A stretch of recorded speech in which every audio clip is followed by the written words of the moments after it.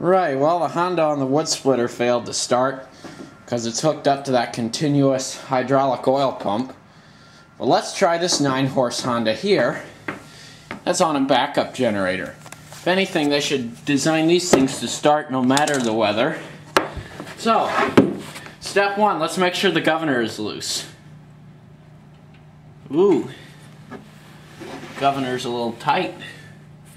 Well, let's see. Yeah, there we go. Always make sure your governor is loose. Usually on the Hondas, they're right here. This piece was stuck. If that piece is stuck in the wide open position, it'll cause an engine over rev. So make sure that's loose before you cold start your engines, or if they've been sitting for a while. So now that this is loose, let's go ahead and fire up the engine. Switch on, choke, fuel on, governor loose. Here we go.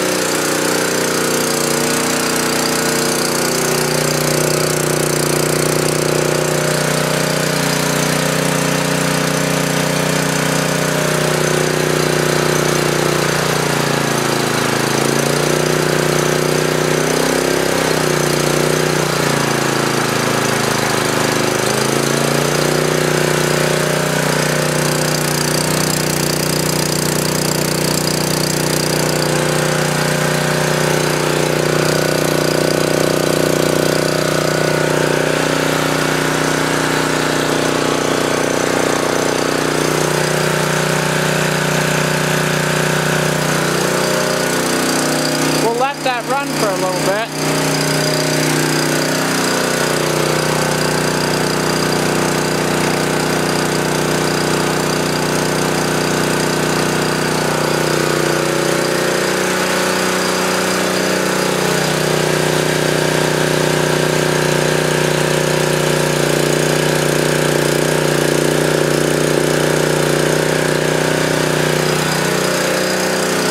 Still a little cold to take the choke off completely.